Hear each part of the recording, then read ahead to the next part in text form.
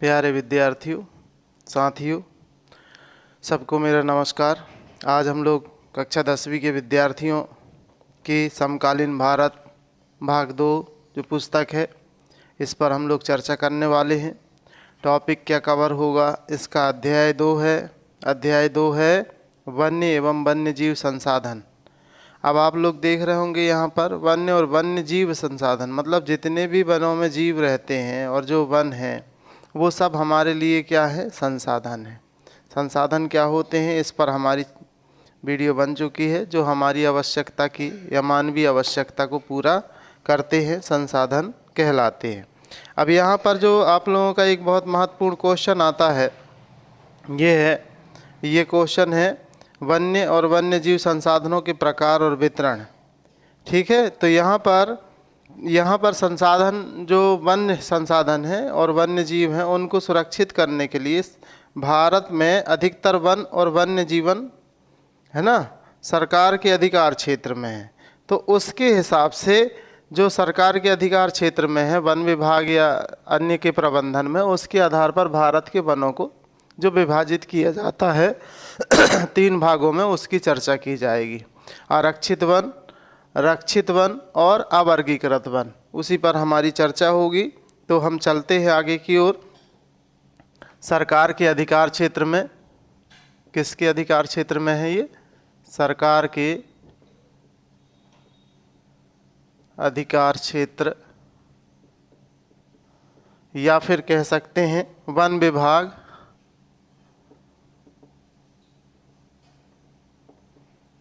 है ना के प्रबंधन के इनके जो आधार हैं, मतलब सरकार के अधिकार क्षेत्र और वन विभाग के अधिकार में जितने भी वन हैं उसको 3 भागों में बांटा जाता है। 3 भाग कौन कौन से होते हैं समझ लीजिए। पहला भाग है आरक्षित वन, आरक्षित वन। दूसरे होते हैं रक्षित वन, और तीसरे प्रकार के वन हैं अवर्गीकृत वन,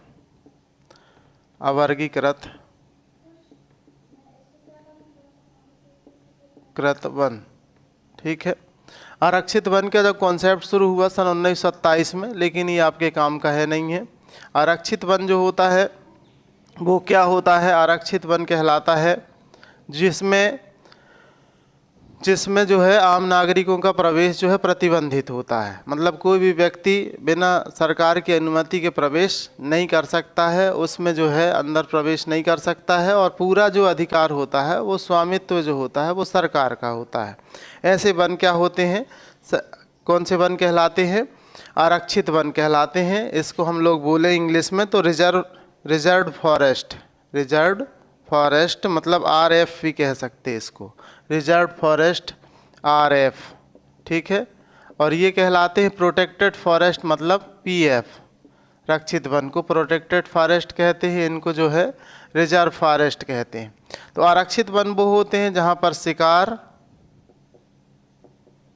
चराई, मतलब पशुओं की चराई नहीं की जा सकती है, शिकार नहीं किया जा सकता है, पूर्णतः प्रतिबंधित होते हैं, पूर्णतः प्रतिबंधित होते हैं। और दूसरी चीज़, जो आम नागरिक हैं उनका प्रवेश भी प्रतिबंधित होता है। नागरिक जो है प्रवेश प्रतिबंधित होता है। हाँ, अगर ये प्रवेश प्रतिबंधित होता है, ये सरकार से या वन विभाग से अनुमति लें तो इनको जो है अंदर प्रवेश करने का मौका दिया जाता है, अवसर दिया जाता है। लेकिन ये पूरी तरह से क्या है, आम नागरिकों के लिए क्या होते हैं, एकदम बंद होते हैं, जहाँ पे सरकार की अनुमति से हम लोग आ जा सकते हैं। शिकार, चराई पूरी तरीके से प्रतिबंधित होती है, उन्हें हम कह सकते हैं उन्हें हम कहते हैं आरक्षित वन। ठीक है, तो आप लोग समझ गए। आरक्षित वन पूर्णतः सरकार के क्या होते हैं, आधिपत्य में होते हैं, जिनमें शिकार, चराई पूर्णतः प्रतिबंधित होती है। लोग चाहें तो सरकार से अनुमति लेकर, या जो विभाग होता है वन विभाग, उससे अनुमति लेकर उसमें प्रवेश किया जा सकता है। ठीक है, ये हो गया कौन सा फॉरेस्ट? आरक्षित वन। दूसरा जो वन होता है वो कहलाता है रक्षित वन।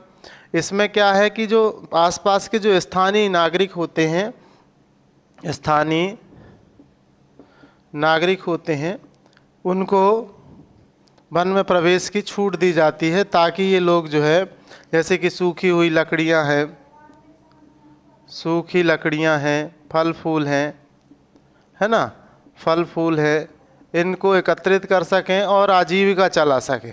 आजीविका मतलब अपना जो है रोजगार जो है इनका, उसको चला सकें, है ना। तो इसमें जो है कुछ हद तक लोगों को, जैसे कि अगर वो बिना हथियार लिए, जैसे कुल्हाड़ी वगैरह है, तो बिना इसके हथियार के वो जंगल के अंदर प्रवेश कर सकते हैं।